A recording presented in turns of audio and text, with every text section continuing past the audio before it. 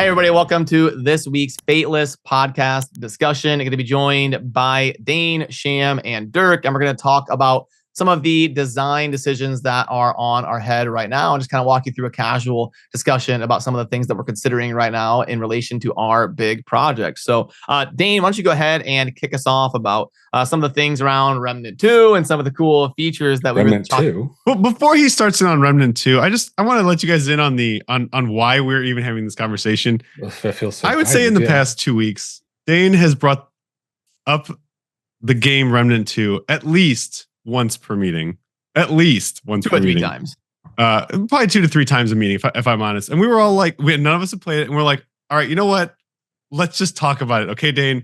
Get it off your chest so we can move on. And we really just want to hear why this is an awesome game, a cool game, has some good features, or whatever, so we can stop talking about it. Dane, stop. You mean and start playing it? Start playing it. Okay, because I've seen you guys play Valheim with these grody ass graphic or these, let's say, simplified graphics, and you're like picking weeds and poking each other in the butt with spears and stuff. And I'm like, okay, you know that there's like the Unreal Engine and okay, so Remnant 2. The reason I think it's amazing is because it does everything it's trying to do right. And it's not the same sort of stuff we want to do, but it does all the things that video games do. They tell stories. They have immersive gameplay. They have good Twitch gameplay. You have builds. You've got seamless co-op.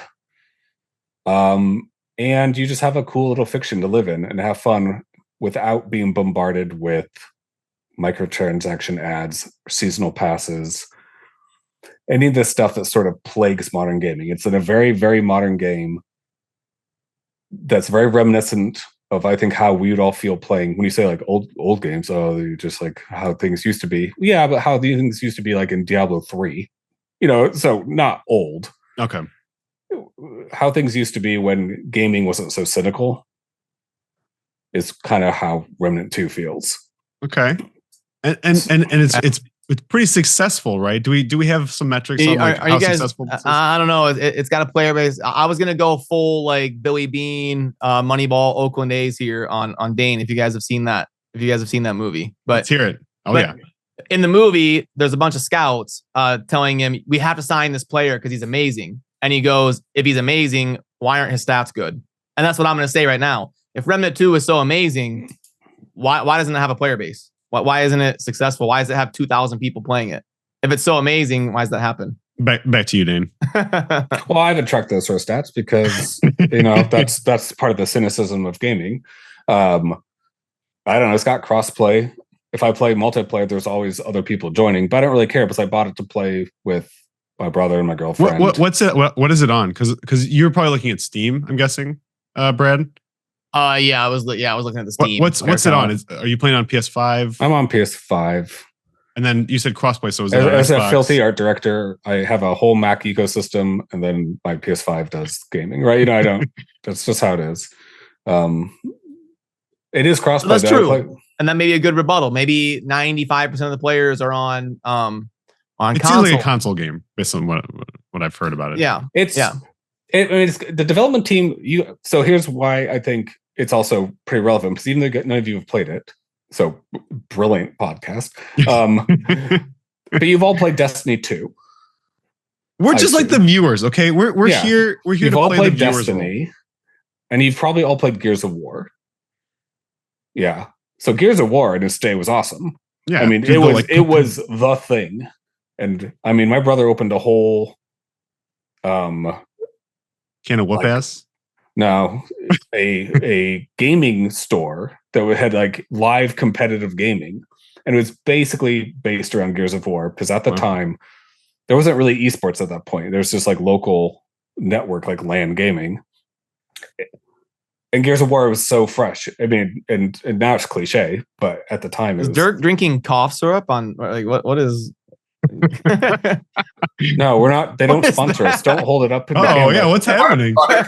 It's a Bacasa D energy. Energy Bacasa D. First of what all, does that mean? It's I don't think it's such a Korean word. It's like the original Red Bull. So the guy who made Red Bull originally made this podcast a D, and then It sounds awesome. they were like, God, Yeah, man. I want some Bacasa D. He couldn't get it passed by the FDA. Except for like So he's these- like Red Bull. little like potions. Like anytime you get any medicine or whatever or energy So it drink, looked like medicine. It looked like you're Yeah, like sick. yeah, you It's don't get them in, something like- You need to medicine. go to an apothecary. just pop your potion, slam it down, you're good to go. Like, Yeah, sorry, Dane. I just I didn't know what was going on there, but go ahead. My bad. Okay. Lost your train of thought. No, I love all these visual bits for a podcast, but No, it's visual. This is people yeah, can see us. I suppose people don't want to watch this. We've all played Destiny. We've all played Gears of War, right? Gears of War has a heaviness to it, which I would say is a bit, I wouldn't say nostalgic, but it is a bit old school because you watch kids play Fortnite. Fortnite is so floaty and twitchy, and maybe that appeals to tweens. That's fine. It's got that feel like a Disney theme park ride. Nothing has a lot of consequence. Remnant isn't like that. Remnant is like Gears of War meets Dark Souls. It's Dark Souls plus guns, is what people say. I don't think that's really that accurate. Okay. But that is the general impression. It's very hard. It's very difficult, even at its initial setting.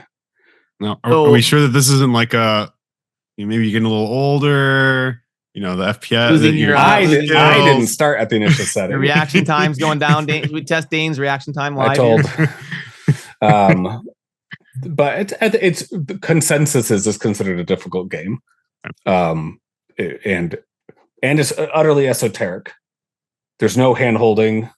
There's tons of secrets, so it's not a looter shooter either. Because people hate, or people are getting fatigued on looter shooters, and there's lots of stuff to unlock. It's basically everything you could do in Destiny within 30 hours instead of 10 years. All right, so then this is the next question then. Yeah. Is it better than Destiny? I know you play a lot of Destiny. But I haven't in 2 months. You know, And that's all your Remnant time, basically. Remnant 2 time. yeah, I mean, you got full-time work, right? You just don't have that much time to mess around with games. But in some ways, it is more satisfying than Destiny because you're getting a lot done. And it doesn't have all the trappings of a live service or a game's My service game. my question to kind of relate it to our audience and player base was going to be, what have you gleaned from this incredible Remnant experience that we should bring to our genre or our game that we're producing? Is there any highlights or things that would make sense as features for the game that we're developing? I'm so happy you asked. I was actually hoping you'd ask that. Sorry. No, I'm just, As making the sure representative the from podcast the flows properly. whatever company made this game. Yeah, Gunfire Studios, but I think they have a lot of Epic.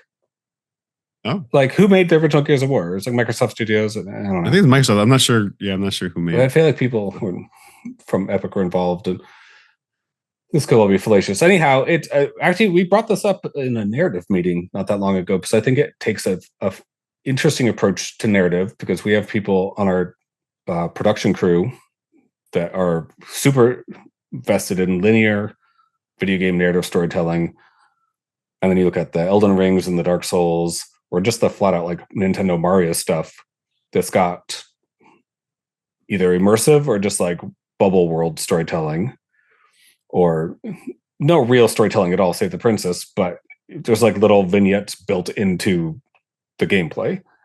And Remnant's kind of in that category where you've got bubble storytelling in each little world. It's got like an overarching storyline that's very simple and ends up being, I don't know, kind of, I guess I don't want to just throw spoilers out all over the place for anyone who wants to play the game. You guys are seriously going to play this game, right? Yeah, I mean, it's affordable. Just go play it. But and it's kind of like, what's that approach? Like, what appeals to people more? Do the people like these encapsulated bits of storytelling that can be easily experienced, within a couple hour thing, versus it's almost like a movie versus a show. Like, oh, do you want that hour and a half of really concise, focused storytelling, or do you want to spend 20 hours watching 2 seasons of a thing? Well, and what are you saying that Remnant 2 is? Remnant's the first. Remnant's more like a movie, or at least each time you It's go a into bunch of little movies. So is it Yeah. like what's it called? Love X Robot or whatever that where they're just vignette, Yeah, like that kind of thing. You love having sex with robots. The series, I think that's what it was. That's exactly what it's called. Or like Black Mirror. Yeah, it's a bit like an anthology series. That, except, but they're still related, right? No, the little pieces. No, not really. Wait, so you just like show. Okay, so and this is. I'm glad we got to this point because I've been waiting to relate this back to One Piece and it's like each of these things are an island. I bet this may show you that you're more of a One Piece fan than you think you are, because really it sounds like what you're saying is that you like that you get to the island. There's this new thing, in a game. It's a new mechanic. It's a new set of rules. It's a new set of enemies or whatever. A new problem has arisen, has shown up, and then you need to adapt and learn new things or gather new crewmates if it's One Piece. Can we say which direction our story is leaning in yet, Sham? Can we give anything to the people about our story? Is it all still kind of?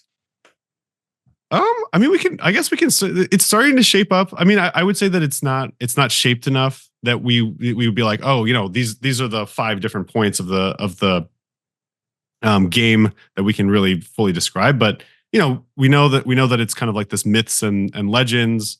I don't know if we've kind of how many of the factions that we've kind of like announced officially. I know we've announced at least the Norse faction for sure, and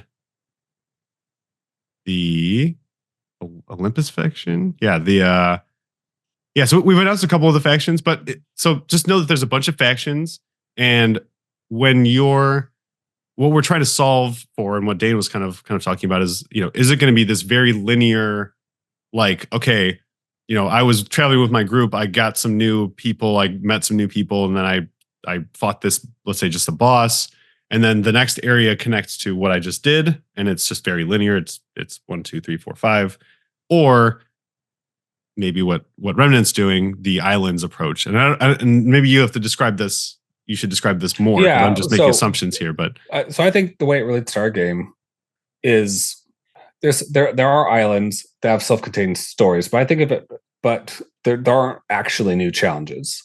Okay. Like you have the same combat models, and you're still building up a character in an action RPG style way. No new weapons. The different areas. No, there are items. Oh my God, Remnant! It's got so much stuff. This is what we hear every meeting. So it's procedurally generated. Remnant. So the levels, when you ever enter a place, is completely different, but they do have insertables, like constructed modules that have bits of narrative or certain bosses. But the way you interact with those bosses, then this is a big Remnant commercial, so I don't want to describe it too much.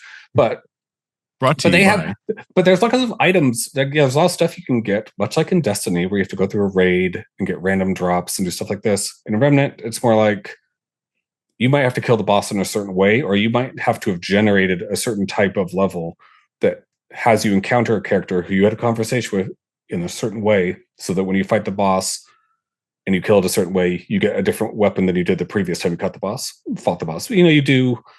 There is repetition. It is a bit Souls-like. But so the thing that you enjoy about it then, and then maybe Dirk, you can hop in and talk about your kind of idea of like what makes a good story, because it sounds like you're kind of, I mean, I'm sure there's many things that you're kind of harping on, but it looks like we're leaning more into like what the stories as a narrative railroad versus this islands approach, or even just like a Dark Souls. Before Dirk jumps in, let me. So one of the comparisons, like what this is more like, it's not what this One Piece Island thing is. I don't think it's like that. It's like old fantasy movies or old heroes' journey tales, where you've got one goal to defeat the big bad, basically. But along the way, you might need to consult an oracle, but you can't just go talk to the oracle. You have to like do a bunch of stuff. So a big part of your story, which is non-linear, because you had to go off on this whole side quest that has all its own particular requirements and characters, but that was only to get back onto the main storyline point and then keep advancing. It's more like that. You go into these other areas, you have a weird hero's obstacle. You wrap it up. But it's not like the Oracle doesn't really care about the big bad. You know what I mean? In these old like Clash of the Titans or the Odyssey or something type stories. And this is what we were talking about in that narrative discussion about, like, you know, for a mobile game, for a mobile hero collector like we're building.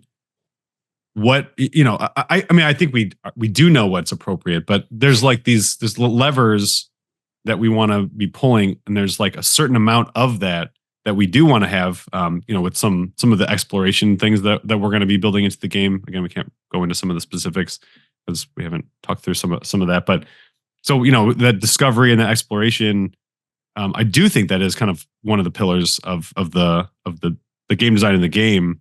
But, you know, also for the narrative, and we're just, you know, so is there anything that we can take from Remnant that you think we could kind of apply to that, or is it just like you're just like, just Remnant's just so good, I just want to talk about it? No. Well, I don't want to give Dirk a turn here, but we even talked about this narrative meeting with M. Laden before I got derailed because I didn't think video game storytelling was like the height of of, you know, literature.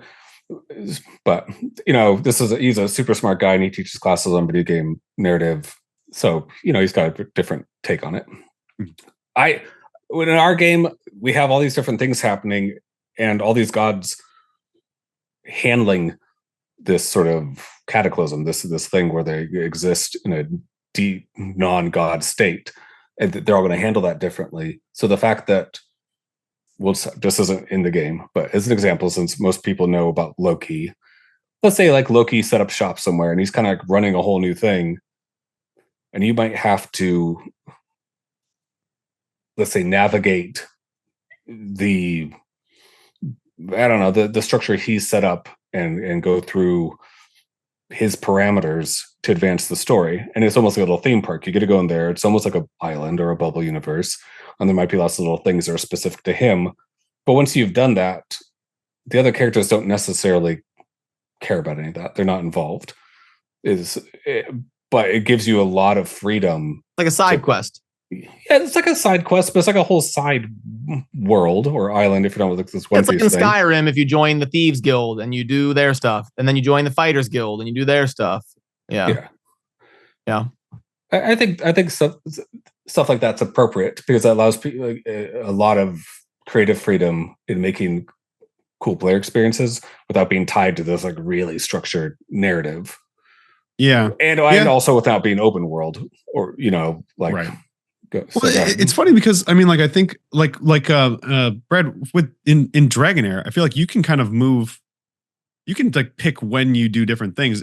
Is it just like you know, campaign 1? Yeah, campaign they have a little 2, bit. Campaign 3. Yeah, they have a little bit of the stuff like he's talking about, where you have like different island sections that you can go to. But they will gate the progress a little bit. Like you have to do this area to get a key or something that unlocks this next area. So. Yeah, okay. But they do have a little bit of free roaming campaign for sure in Dragonair. So it's like pretty linear, but where you have some. From what I remember, it's they have a main quest line, but yeah, you can kind of move around a little bit more freely. From what I remember, I did play through the whole Dragonair campaign in season 1, and it was a linear path, kind of like Skyrim, I guess. Like they have the main storyline that you kind of go through, but you can have the freedom to move within that. Yeah, I mean, and we like. I think the big thing for me is that, you know, we're trying to build in these elements of like discovery, and I think that's more important for me than like the and be interested to hear what, you know, people think about this, but it's more important for me than like the story feeling like, okay, well, I could go and I talk to this guy, let's say, and that then triggers this next event, and like I think those branching paths, like in a Baldur's Gate or something, where it's like, you know, they're just ticking, or, you know, saying a yes or a no somewhere, and then if you've gotten to a certain place, then it's like that changes that interaction. I feel like that's not something that's really important to me, you know, designing. I don't think that Remnant has that, but this islands concept is actually pretty interesting. I don't know, Dirk, what do you think? All right, so I guess obviously I'm going to bring up Dark Souls, but for me personally, most games I hate story, and it's just some extra thing I have to, you know, spam click, skip through. So to me, they're just basically more loading screens before. I agree. Yep. The only time, I guess, the only games I find an exception to that where I enjoy the story would be like a Final Fantasy, and maybe not even the more recent ones, but where the game is constructed specifically to tell the story. That's like the point of the game. Right.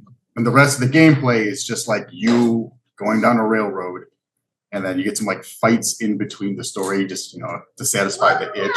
But the whole, like, you're there to watch a movie or a long cutscene, basically. Well, yeah, what to Dirk's point, what I do when I play through a game, I play through it as fast as possible, as efficiently as possible, spam clicking.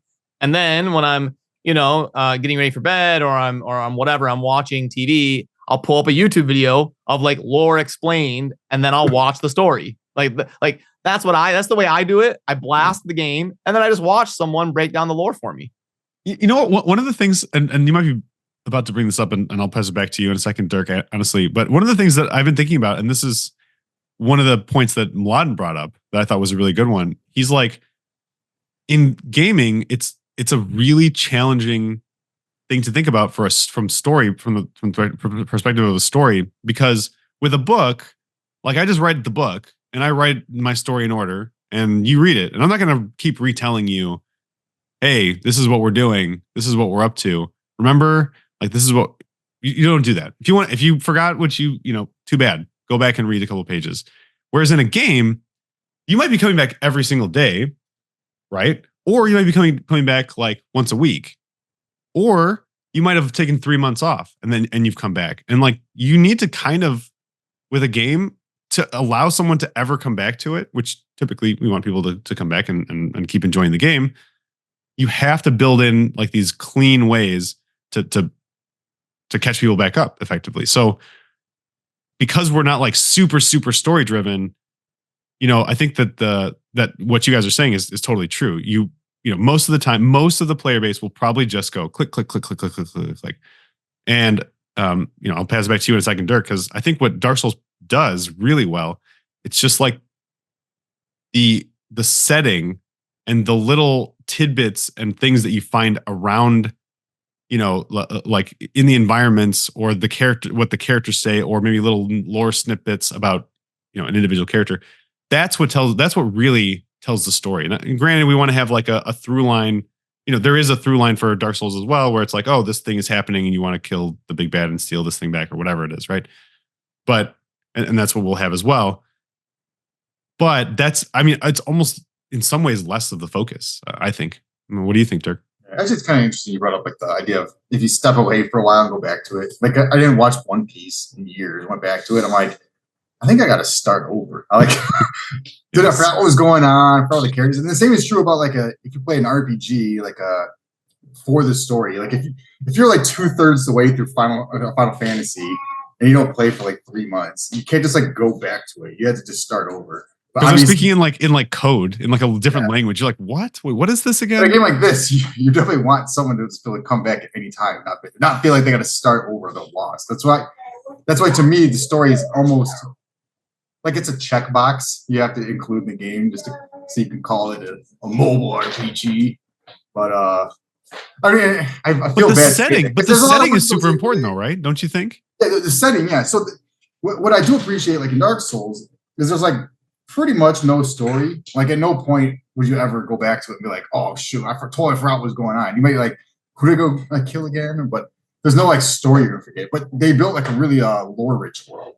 And you get the lore like in loading screens sometimes, or like like item descriptions. And there'll be a whole like, I don't know, you can watch like a Vada video or whatever the YouTuber's name is. He's got like 3,000 hours of content on just Dark Souls 1 lore, and they're all like full-length feature builds that he's made that are really like high quality. It's like there's that much like in those worlds. But the story of the blacksmith and how it just does this. There's never a time where I can skip on a bit of text or a cutscene or anything like that, though. So I think they found a great way to deliver it. But again, you're not getting the story from it. Like you beat Dark Souls, and you're just like, cool, I killed this guy. Maybe I'm the new guy. I don't know. I don't know what the point of that was. It starts over again. I don't know what the point of that was. Well, I feel like go ahead. You go through it again. You just have to understand why that happened in the world more. The more you play it, and the more you actually read the the little things in the loading screen tooltips and whatnot, and you start to figure it out. But I think that's a great way of delivering the story rather than just like chapter 1, like you're coming into an old castle ruled by a mean lord, and like you start getting all this. That's because people don't care unless the game is good. Like the game will facilitate people caring about the story, not the other way around. The story won't facilitate people wanting to play the game. I don't think. Like usually people are like, oh wow, this game is really good, and then they get curious, like, what is my character's backstory? Yeah. Whereas people don't have a reason to care yet. If it's like I have 400 hours on Valheim and I couldn't tell you a damn thing about the story, but now that I've beaten it, I might be like, you know what? I kind of do want to like look up a video or something, or what is this? What was that boss there kind of thing? Yeah. So like, I feel like it's sense. Yeah. A lot of the most successful games of all time, you don't even know what the story is. Like Minecraft and some of these, like there isn't even. It's like you might get curious afterwards, kind of thing. That's not the function. I think there's also a big difference. We talk about being told a story, because since gaming is an interactive media, can you be told a story, or can you tell people stories about playing the game? So people have I'm sure people that are really into Minecraft, and there's kids in this house that have all sorts of stuff they've done and experienced, and it all looks like baloney to me. But them, you see, I found this thing, and you're like, there's these great stories. And you talk about a fighting game tournament. There's no story, but stuff happened. There's events, and even Elden Ring is, I think, largely a better example than the Dark Souls, because Dark Souls is still relatively linear.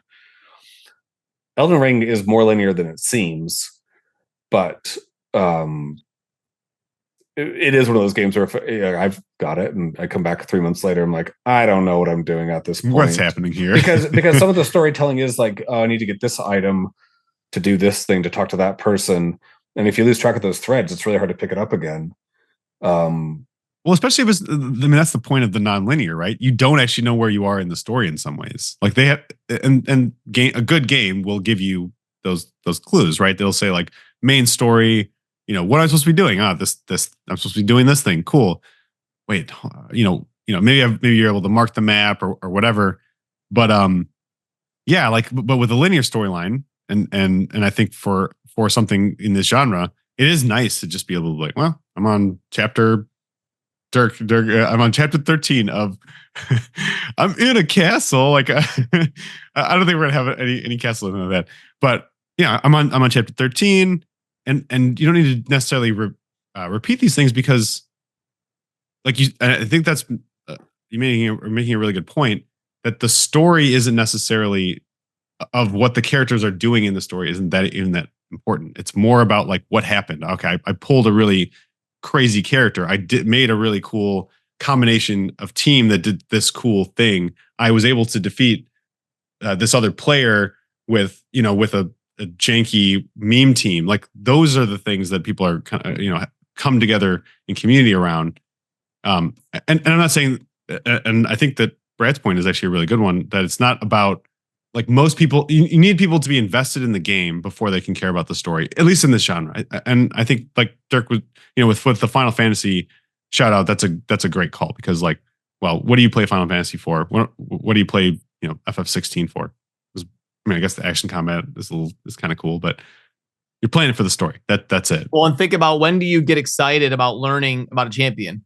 Dude, I just pulled Bad Alcazar. What's this guy's story? Like, sick. I just got a legendary. But like, before then, you're not going to think about like, I wonder what his backstory is. You're going to wait until you have a reason to relate to it, Yeah. But we could probably have those beats though, because we talked about that a lot of people are going to understand the story in a hero collector based on when they got certain characters. And some of those are going to be given, some of them are from random rolls or random, unlocks, however the game wants to present that. And some of them will be story driven. Yeah. And there will be paths where you're like, okay, well, I've got Achilles and Aphrodite and Medusa, and this set of skill. I mean, that's what's exciting I find about these games. I get a new person, I'm like, oh, my team could do something different now. Yeah. Even like Darkest Dungeon, I think is a really good example too. It's kind of roguelike.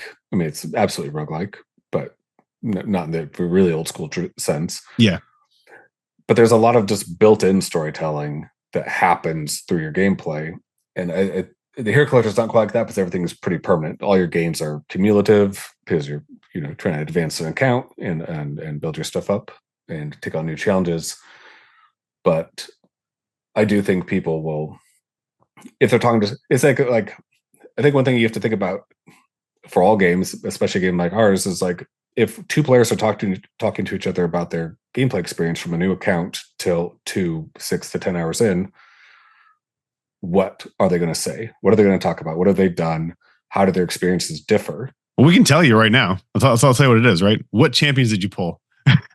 Like exactly. Almost 100%. That's what people are going to be talking about. Dude, Sham, did you try this game yet? I pulled Bad L. Have you gotten anything yet? Like that's what people say. Like I'll be like, no, I pulled a whatever. I'm trying to think of a bad champion. What's a bad raid champion that's like particularly bad?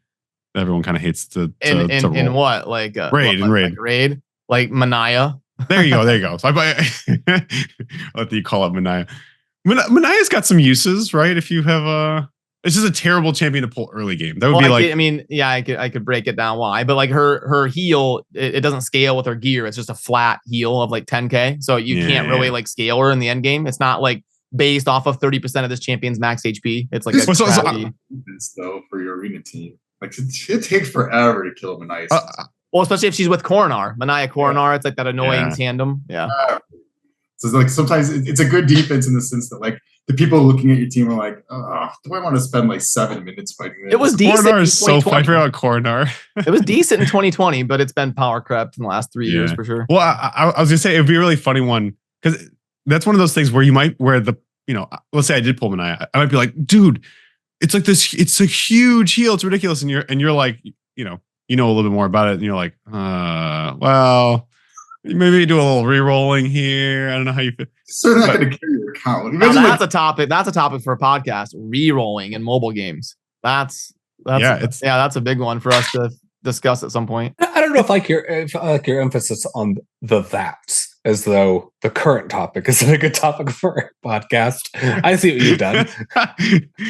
So Dane, all right. Okay, so hold on. Remnant 2? Keep going. Remnant 2. Okay, so here's something that I think from a narrative perspective and players talking to each other about their like storytelling.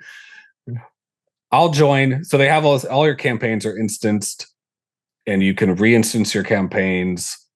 My brother experienced a bug in his campaign that basically prevented progress.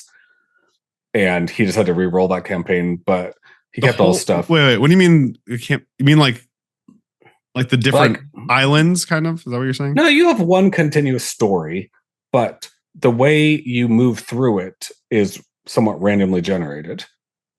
But he had to re-roll. His game was bugged. Yeah, you're trying to sell us on a bugged game? Well, like a critically bugged game. I mean, in that one case, but it wasn't critical. He didn't have to start his account over. He kept all his stuff. He just had to re-roll the campaign, and he lost a bit of progress. But since that's the sort of that's a little less fine. That's like a built-in. Yeah, I mean, he flat out told me, he's like, if I have to like go back to the 15-minute tutorial where you run around doing dog shit tasks and talking to NPCs, I'm just out. I'm out. Even though I convinced him to buy the game, I talked it up so much that he bought it. He's like, I'm not doing that. Okay, listen, it's important, Dane, to disclose this. If you're currently working for the company, you have some sponsorship that we don't know about. Yeah, well, I just told you it had a critical bug that made him restart, like fix the save file. So fair enough. But what's interesting, and this is what I think, this is the sort of stuff that I think I want to consider for our game, is that when one thing that I find challenging about multiplayer games is live service games. You always feel like you're contributing to some greater goal anytime you spend it, like in Destiny or something. And it's a bit addictive, but it also feels like a job sometimes. And when Remnant 2, it's got that, it still feels like kind of like playing a Destiny type game. But I can make my own single player progress, and I keep everything. If I jump into my girlfriend, like Vanessa's game, and she's on a lower difficulty level, but she's the one to do all this stuff, it just balances out. I join in. Anything I do in her game is still permanent to me. And I help her, not storyline wise, but in terms of items and like trait points and, just stuff that you build up your character with. But what's cool is I go into her game and she'll encounter some boss. I'm like, oh, I've never seen this boss before because they this whole branch, this whole like insertable didn't happen in my version of this. Oh, so world. it's like random, like quite randomly generated. It sounds like it has a ridiculous amount of hidden stuff. Yeah, it's. I mean, and it has like full on like puzzles.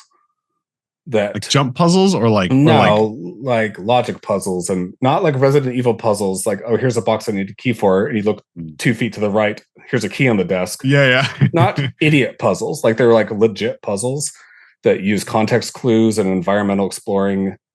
It's like an escape room. So hold on, it's like you got like escape room puzzles in some cases. You get like an IQ test score afterwards. What is this? Yeah, but they're all optional.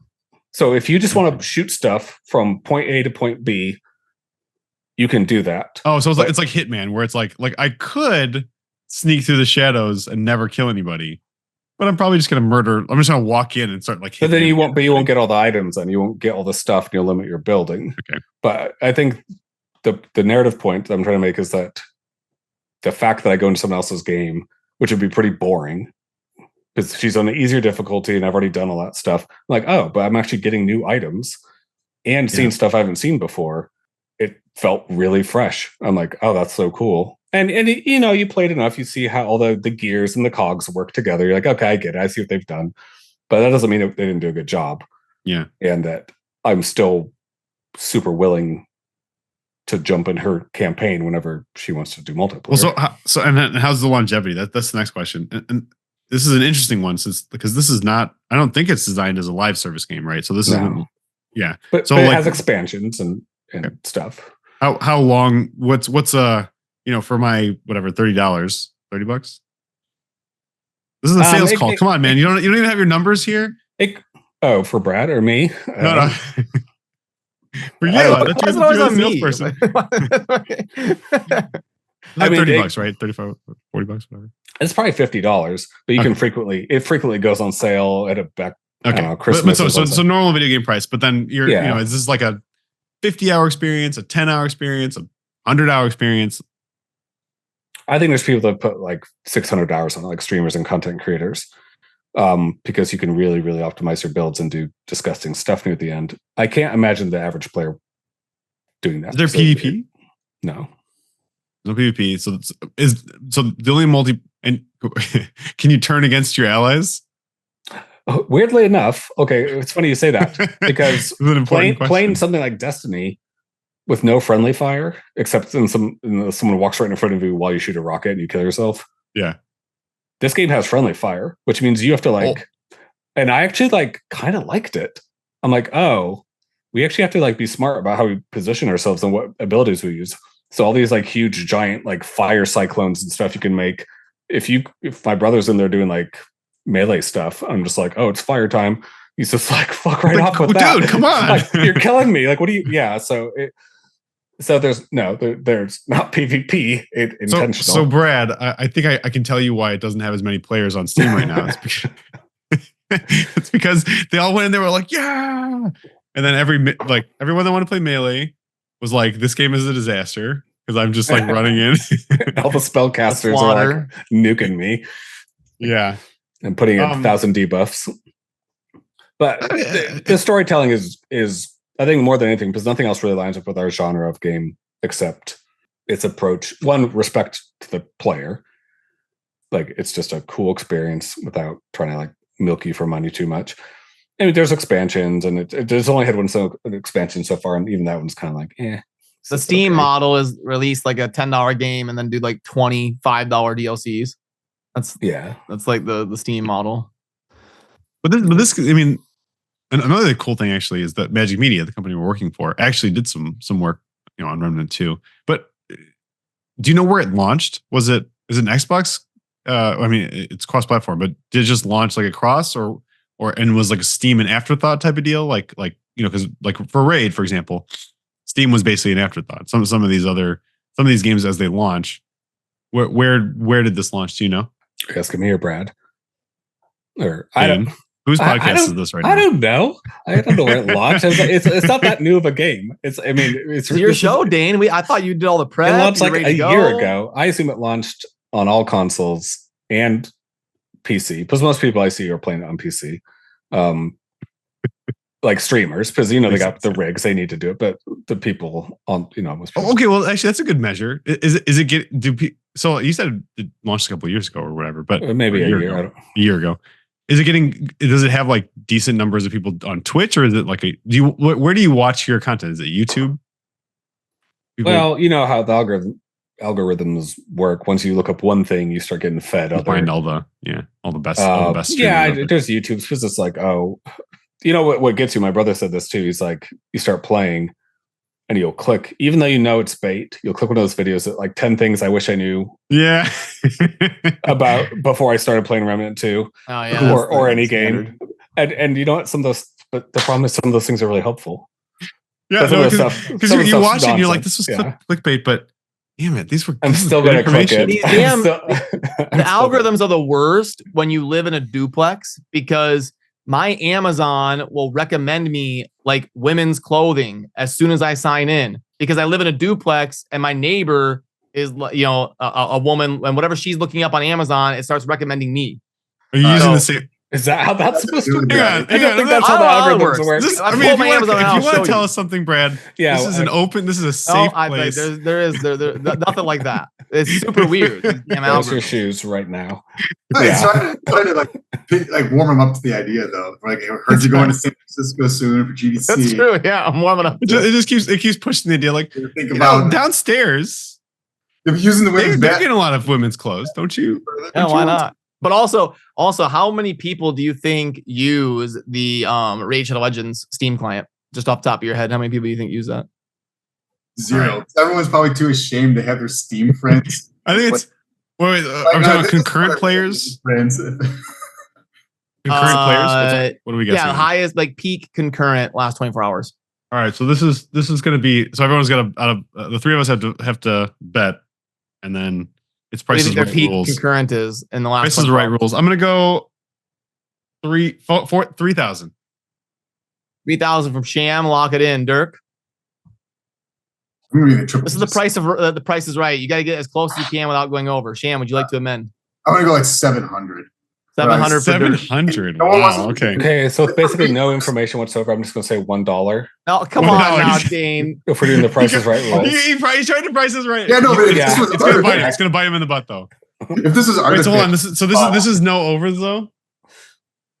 I'm still going 3,000. No, I'm committed. You're sticking with 3,000. Dirk, you're going with 700, and Dane, you're going with $1. Yeah. Okay. 645. So 645. Yep. I'm 600.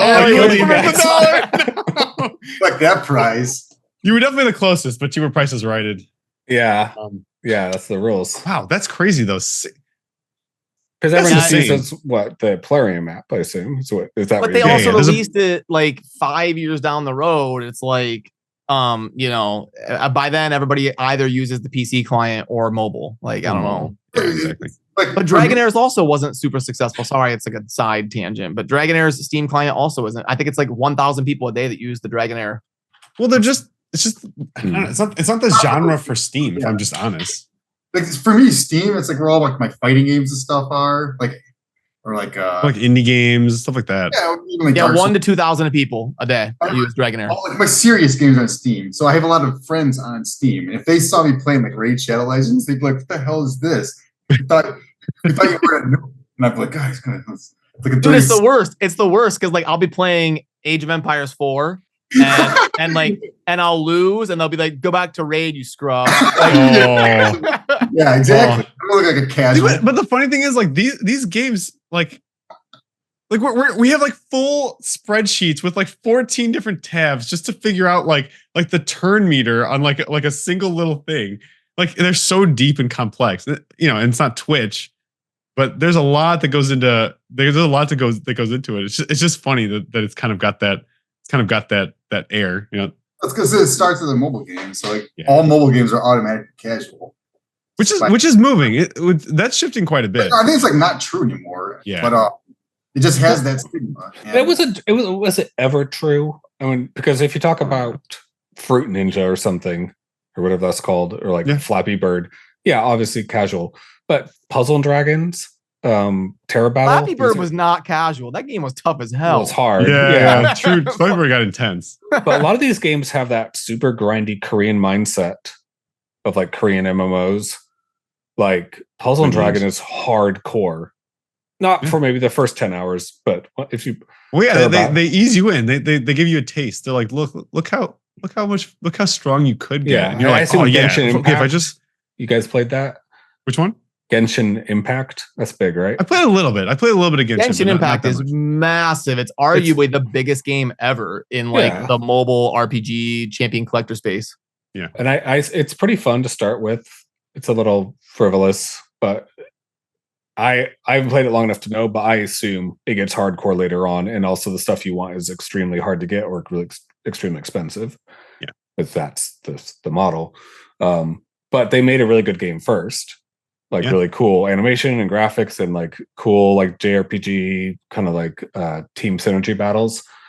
And that's kind of what Brad was saying. Like, you have to have a good game first if you want to have any sort of like live service or enduring content participation. Yeah, I mean, so like in summation for Remnant 2, it sounds like worth playing. I'm gonna give it a worth play because again, I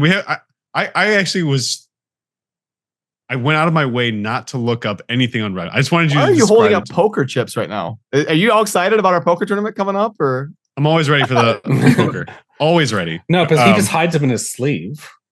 Because that's how it works in poker, right? You can just like throw some more chips out. People, maybe I'm thinking of the wrong like way to cheat our cards. Yeah, I'm not really sure that would help me. You should put the cards in your sleeve. I'm gonna bet more. Yeah, I mean that would help. I guess that could help if you cheated out. Like you waited for like a really good hand. Like people couldn't put you all in, and then you just put more on the table than was possible. I'm pretty sure I could have put you all in. What happened? You're like, as you're putting chips out, there's like raining out of your sleeve. Like, no. Did you see that most recent scam? This guy was hosting a massive cash game in California, and he was wearing like special contacts that could see a certain paint that would paint the back of cards. Oh, so he could see the hands that everybody had with these like special contacts. That guy's a baller. Nice work. It was something crazy like that. Someone caught him though. How would they know? Yeah, how would they know that happened? His eyes probably just looked weird. Put them in their own eye, like, oh, I knew it. Like, or he's like sitting here with his glasses, looking at each card. Like, yeah, he's like, why are you your head for a second? No, why are you eye humping our cards right now? Like, please stop. No reason. It's legal. Someone's like holding the cards. Like, can you hold your cards differently for a second? Oh, okay. Yeah. You don't hold your cards; they're sitting on the table. Right. He probably just got really mad when someone was like putting their hands in front of their cards. He's like, no, it's in the rules. You have to have your cards untouched. Yeah. I don't even know what I was talking about now, but you're talking about you're in summation. That's our Remnant. Yeah. So it sounds like it's got a lot of really cool stuff. I mean, maybe we'll play it on stream at some point. It sounds like Dane is ready to rock on it. I keep being, having one reason or another that I can't make it, but maybe we'll play on stream. And yeah, I mean this islands thing, like it's very relevant to what we're talking about right now. There's like a lot of work that's going into, how we build our campaign, how we build our lore, which I'm so psyched for how that's coming along. Because we started with this concept of, it's going to be gods and legends and myths, and we had a very broad concept, and now it's come. But it's almost like it's like a character chapter. Like Alan, from what I can tell, is an extremely talented writer and has a lot of amazing credentials in the game industry. And I think it's nice to have that freedom to write little vignettes. Like, here's a really strong, even like The Witcher. Like, I was talking to Vanessa about this because she's played through Baldur's 3 or Baldur's Gate, whatever the latest one is. Everyone loves. Yep. That game is really hard to watch someone else play. It's like watching someone do taxes, but you didn't want to see the people want to have sex with you. Like you weren't like, oh, this. I'm just saying it's fun to play. It's hard to watch someone else play. You know what I mean? And making bad decisions in their inventory and stuff. You're like, okay, ugh. But what was I getting at? The little vignettes. So like The Witcher 3. In some ways, I think it had stronger writing than Baldur's Gate, but Baldur's Gate is doing a lot more. And I think they get a lot of credit for the sheer scope of their achievement, which fair enough. It's amazing. Yeah. But, it doesn't mean it's for everyone. Remnant's not for everyone. Fundamentally, you're playing Gears of War meets. Whoa, that's Dark the first time Souls. I've heard you say that.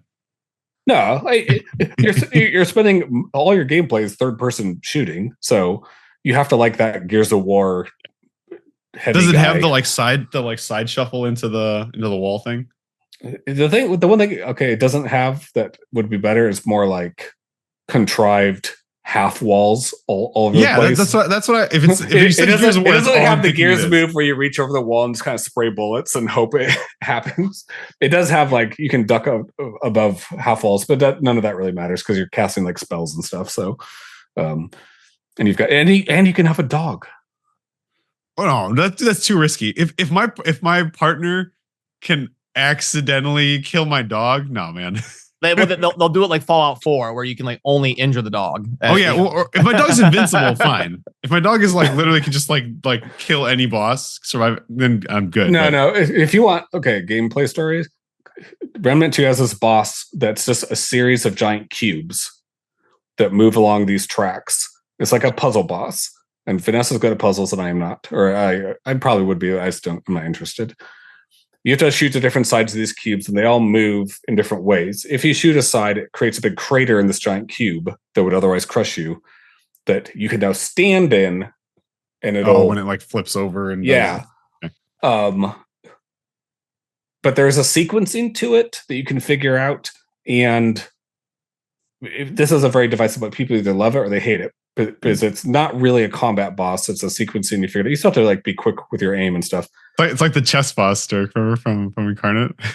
Yeah, I tell people the same thing, Dane. I could have gotten into MIT. I wasn't interested. Yeah, if I was interested, I could have. Yeah, I could have been like a pro kickboxer. Yeah, whatever. Who cares? But the thing about the dog though is Vanessa always survives, but she knows the sequencing better. So me or you're falling back, huh? Yeah, but so as soon as I die, because I get crushed by one of the cubes, and there's like 3 spots left that she has to shoot. But I hear her dog getting crushed over and over again because it's whining. So stupid. Yeah, it goes out, it gets crushed. It's like, but it gets back up because you can't permanently kill the dog. But I'm just like, God, this is brutal. Her dog just because she's sitting there waiting for the moment. The dog just keeps running out and getting killed. And oh God, yeah, you're gonna love it. In Valheim, you can tame wolves and they'll follow you around and like attack for you. I'm liking the wolves. I mean, dude, if I'm honest though, we need to be able to tame trolls. Like if they don't have, I need to wait for the guys in the damn trolls. Oh, Valheim got off the rails real quick. I love how we're like in the Stone Age. We got like our like wood arrows and like our flint axe, and we're like, all right, we finally made it to the Bronze Age. I'm like, oh, cool, we get some bronze weapons, right? He's like, no, we're making portals. Like, we're like, wait, what? That's so true. You get bronze. I just like accepted it. I was like, well, I guess bronze. I guess yeah, that's far into the future. He's like, yeah, we have that, and then we got computer technology now. Yeah, they just sort of do stuff for you. Okay. Well, they have they have like a hardcore difficulty where like you don't have a mini map and you can't use portals, and it's like fully immersive. But in summation, it sounds sweet. Let's check it out. But hopefully this now you've gotten it off your chest. Yeah. Now next meeting we'll be talking about Tekken 8. This was actually Tekken 8.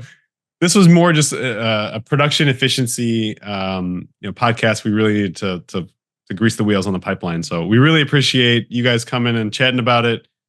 Let us know in the comments what you think we should be doing for a story. If you have any suggestions and stuff like that. If you like Remnant 2, don't let us know. We don't want to hear it.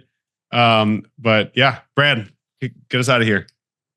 Awesome. Thanks for joining for the discussion today. And thanks for watching, everybody, and joining us on this week's Fateless Discussion podcast. And we will see you soon in the next video. Thanks.